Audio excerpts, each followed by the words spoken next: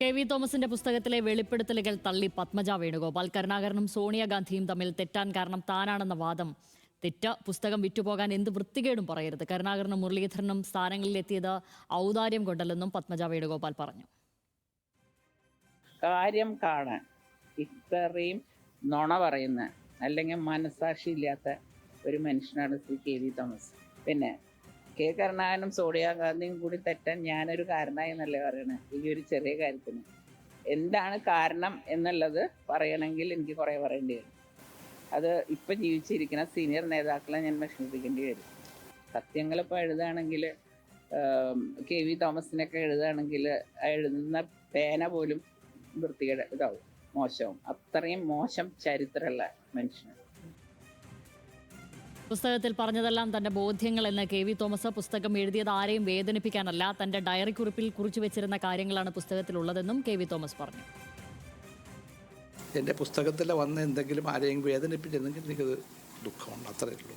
അതിലേക്കൊരു ചർച്ചയിലേക്കോ അതിൻ്റെ ഒരു ഡിബേറ്റിലേക്ക് പോകാൻ ഞാൻ ആഗ്രഹിക്കുന്നു.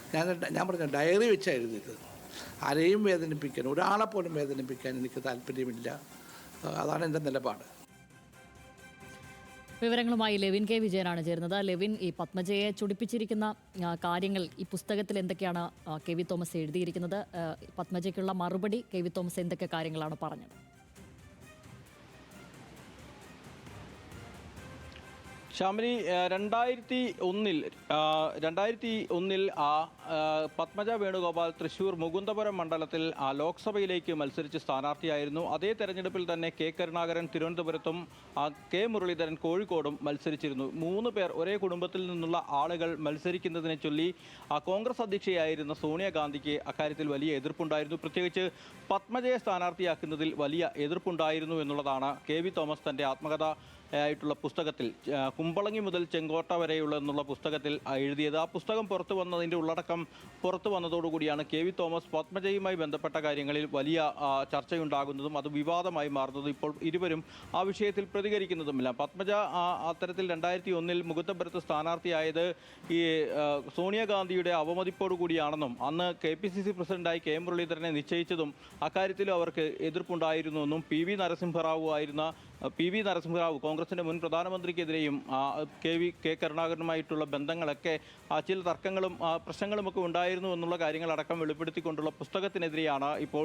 പത്മജ വേണുഗോപാൽ രംഗത്ത് വന്നിരിക്കുന്നത്. തൻ്റെ പിതാവിനൊപ്പം നിന്ന ആൾ പിന്നീട് AK ആൻ്റണി പക്ഷത്തേക്ക് ചേക്കേറുകയും അവിടെ നിന്നും അദ്ദേഹം പിണറായി വിജയൻ്റെ അടുത്ത ആളായി മാറുകയും ഒക്കെ ചെയ്തത് ചൂണ്ടിക്കാട്ടിക്കൊണ്ടാണ് BJPയുടെ ദേശീയ സമിതി അംഗം കൂടിയായിട്ടുള്ള പത്മജ വേണുഗോപാൽ ഇപ്പോൾ കടുത്ത വിമർശനം കെ വി തോമസിനെതിരെ ഉന്നയിക്കുന്നത്. കെ വി തോമസ് സത്യങ്ങൾ എഴുതുകയാണെങ്കിൽ എഴുതുന്ന പേന പോലും വൃത്തികേടാകും. താൻ പല കാര്യങ്ങളും തുറന്നു പറയാത്തത് അത് ഇപ്പോഴത്തെ സീനിയർ ആയിട്ടുള്ള കോൺഗ്രസ് നേതാക്കളെ വിഷമിക്കാതിരിക്കാൻ വേണ്ടിയാണ്. കെ വി തോമസിൻ്റെ പുസ്തകം താൻ മുഴുവനായും വായിച്ചിട്ടില്ല, പക്ഷേ തനിക്കെതിരെയുള്ള പരാമർശങ്ങളൊക്കെ അത് സത്യസന്ധമായിട്ടുള്ള കാര്യമല്ല. കെ മുരളീധരനും കെ കരുണാകരനും ഒക്കെ ഓരോ കോൺഗ്രസിൻ്റെ സ്ഥാനങ്ങളിലും എത്തിയത് ആരുടെയും ഔദാര്യത്തിൻ്റെ ഫലമല്ല തുടങ്ങിയ കാര്യങ്ങളാണ് അവർ പിന്നീട് പറയുന്നത്. ഏതായാലും ഈ കെ വി തോമസ് പറയുന്ന പുസ്തകത്തിൽ ഉന്നയിക്കുന്ന കാര്യങ്ങളൊന്നും സത്യമായിട്ടുള്ള വസ്തുതകളല്ല എന്നുള്ളതും ഇവർ പറയുന്നുണ്ട്.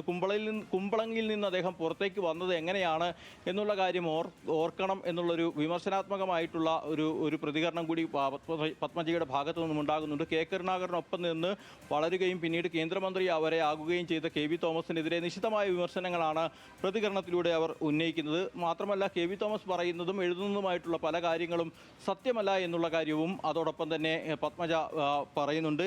ഇതിനുള്ള മറുപടി എന്നുള്ള നിലയിലാണ് ഇപ്പോൾ കെ വി തോമസ് പ്രതികരിച്ചിരിക്കുന്നത്. താൻ പറഞ്ഞ കാര്യങ്ങൾ തൻ്റെ ഡയറി കുറിപ്പിൽ പണ്ട് മുതൽ എഴുതി വെച്ചിരുന്ന കാര്യങ്ങൾ പുസ്തക രൂപത്തിലാക്കിയ കാര്യങ്ങൾ തന്നെയാണ്. അത് ആരെയും വിഷമിപ്പിക്കാൻ ഉദ്ദേശിച്ചുകൊണ്ടല്ല.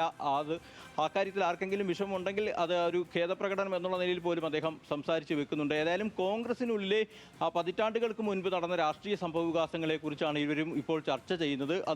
അതൊരു വിവാദത്തിനു കൂടി കാരണമായിരിക്കുന്നു. കെ വി തോമസും അതോടൊപ്പം തന്നെ പത്മജ വേണുഗോപാലും രണ്ടുപേരും വാക്കുകൾ കൊണ്ട് പരസ്പരം ഈ വിഷയത്തിൽ ഏറ്റുമുട്ടുന്നു. പക്ഷേ കോൺഗ്രസിൻ്റെ ഭാഗമായിരുന്ന ഒരു കാലത്ത് കോൺഗ്രസിൻ്റെ പ്രധാന നേതൃസ്ഥാനങ്ങൾ വഹിച്ചിരുന്ന രണ്ടുപേരും ഇപ്പോൾ കോൺഗ്രസിനുള്ളിൽ നിന്നല്ല ഇക്കാര്യങ്ങളെ ചൊല്ലി തർക്കങ്ങളും വാദഗതികളും ഉന്നയിക്കുന്നത് എന്നുള്ളതാണ് ഏറ്റവും പ്രധാനപ്പെട്ട കാര്യം. ശ്യാമിലി. Levin K Vijayan.